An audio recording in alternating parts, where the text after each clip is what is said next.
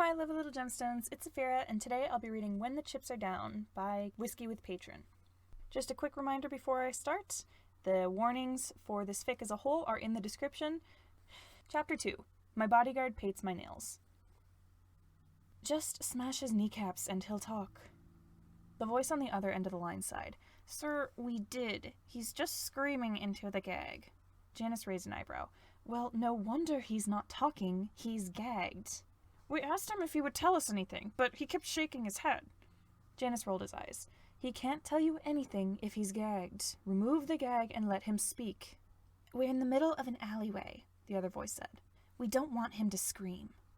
DW looked up from where she was sitting in front of Janus, painting his nails with black polish. She raised an eyebrow at the conversation. Janus just gave her an exasperated look. DW would have done a much better job if she had been sent out to do the same thing. Why are you in an alley? Janus scoffed. We have abandoned warehouses and bunkers for this specific purpose. We couldn't get a reservation. All our interrogation centers are booked solid. DW snorted as she dipped the brush into the bottle of nail polish. Newbie on his first task? What gave it away? Janus whispered. The total incompetence and stupidity? DW smirked at the remark.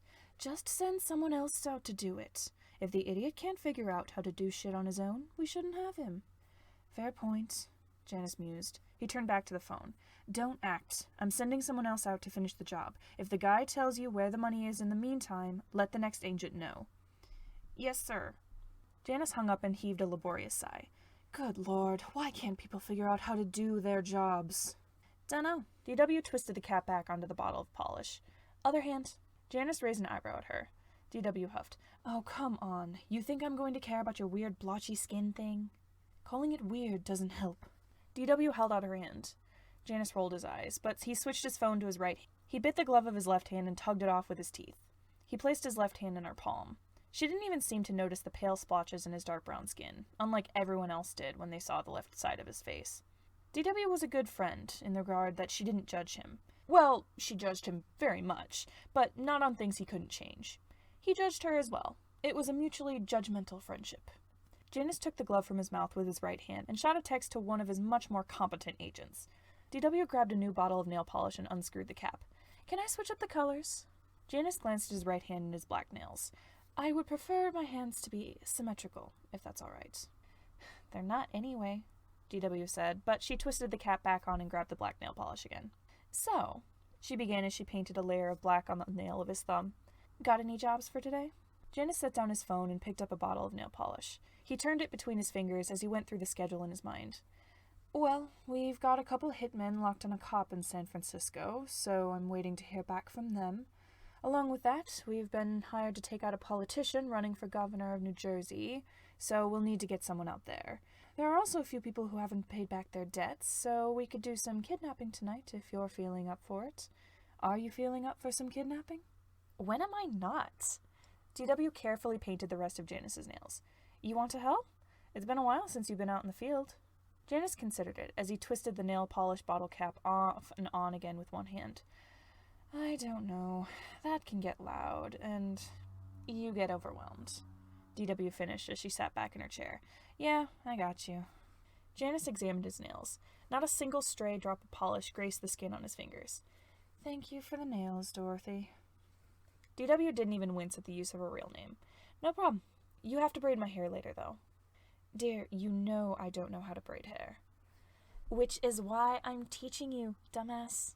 These manicures aren't free. I'm your bodyguard, and nowhere in the job description did it say I have to paint your nails. I should be getting paid extra for this.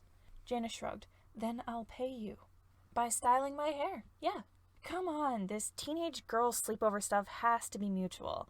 You braid my hair, I paint your nails, we gossip about idiots we have to work with, and talk about cute boys. Janus gave a mock sigh. Fine, if you insist. Only for you. DW nodded. Good. About time you learned how to do something useful. Janus picked up his glove and gently swatted her on the arm with it. Oh, shut up. DW grabbed a nail file off Janus's desk and started filing her nails. Let me know when that shit's dry so I can do another coat. Janus drummed his fingers on the desk and let his thoughts wander. Being the leader of an underground crime ring certainly had its downfalls, but the pros outweighed the cons. At least he had DW there to help keep him sane. He didn't know where he'd be without her. Hey, DW said, interrupting his thoughts. Is there anyone on our shit list we still haven't tracked down? Oh, I'm sure there are plenty, Janus said. I'll go through our records and see if I can find anyone for you to beat the shit out of later. Nice. Patton decided he didn't like motorcycles. He kept his arms tight around Remy, praying he wouldn't fall off.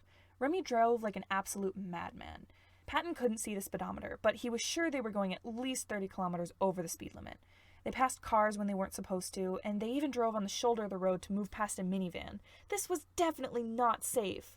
It was a wonder they hadn't gotten pulled over by now. Patton didn't know why Virgil always enjoyed going for rides with Remy. This was terrifying. If Patton knew exactly how dangerous Remy was on a motorcycle, he would have never allowed Remy to drive the twins to drama practice when Patton couldn't. The only upside to Remy's dangerous driving was that anyone in a car certainly couldn't do the same. If anyone was trailing the two of them out of the city, Remy's maniacal maneuvers surely would have thrown them off by now. Patton found his thoughts wandering to Virgil and the twins, but he pushed his sadness aside. He couldn't afford to regret his decision to leave them behind. He just needed to get out of the city for the sake of his kids. They would be safer without him.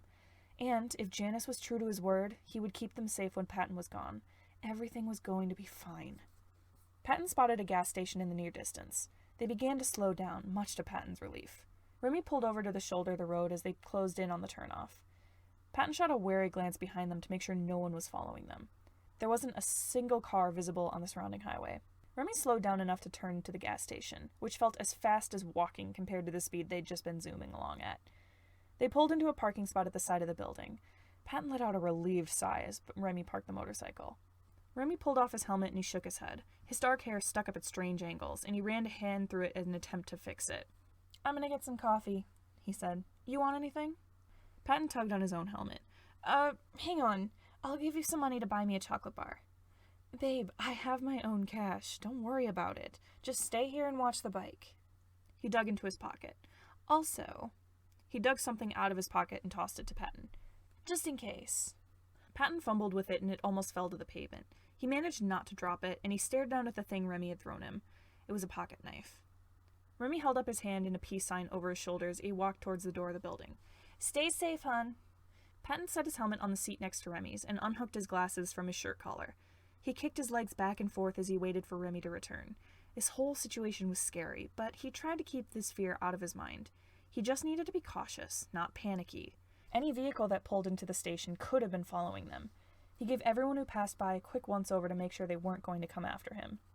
The door swung open and Remy strolled out, a coffee cup in each hand and a plastic bag hanging from his arm. Hey girl, I bought snacks. He held out one of the cups to Patton. And I got you some hot chocolate. Thought you could use something to calm you down. Patton took the offered cup. I'll pay you back. Remy grabbed the helmets and set them on the ground next to the motorbike. Babe, don't worry. I can afford to buy a few snacks for the road. It's no big deal. He took a sip of his coffee and sat on the bike seat next to Patton. So, you already got a plan? Patton shrugged. I don't really know. I didn't think too far ahead. Remy lowered his coffee cup. It's all right, girl. I'll get shit sorted out. First thing, we gotta get to another city so we can't be found. We're already on our way there. I can make a call to my friend Andy, who can get us some fake documents in case we need to leave the country. We're not leaving the country, Patton squeaked. Leaving his kids alone in a big city was bad enough. Leaving the country entirely was out of the question. I said just in case, babe. Don't worry, Remy said. He sipped his coffee. Anyway, Andy can also get us a bank card under a different name in case we need cash, and she can get us some fake IDs. Why would we need fake IDs? You never know when that could come in handy. She's got some connections that can get us into a hotel to stay in for the night, under a different pair of names, of course. Can't be too cautious there. Then we lay low until they either give up trying to find you, or we get enough money to hire an assassin to take them out. I don't want anyone dead, Patton blurted. A mother walked past them with her daughter and shot Patton a strange look. Patton's face flushed with embarrassment as the woman guided her daughter away from the two of them. He needed to be a little more quiet. Well, they sure want you dead, Remy scoffed. Couldn't hurt to take them out before they take you out. Patton paused just before he was about to take a sip of his hot chocolate. You do realize you're talking about a highly dangerous, violent group of hundreds of people who are all trained in combat to rival the military, right? Remy blinked. You have a point. He slung the plastic bag over his shoulder. We'll figure things out. Right now, just focus on drinking your chocolate, and we'll bounce as soon as I'm done with my coffee. Don't worry about it, hun. Patton sighed. I'm more worried about the kids than myself. I don't know if he's going to do a good job of caring for them. Remy shrugged. I'm sure they'll be fine. I mean, how bad at parenting could the leader of an undergrad crime ring be? Thank you all so much for listening. Make sure to like, comment, and subscribe, and if you like what you hear and you want to read more, you can find the link to the fic and the author in the description. If you want to check out other podfics I've done, you can click on the playlist linked on the screen. See you next time!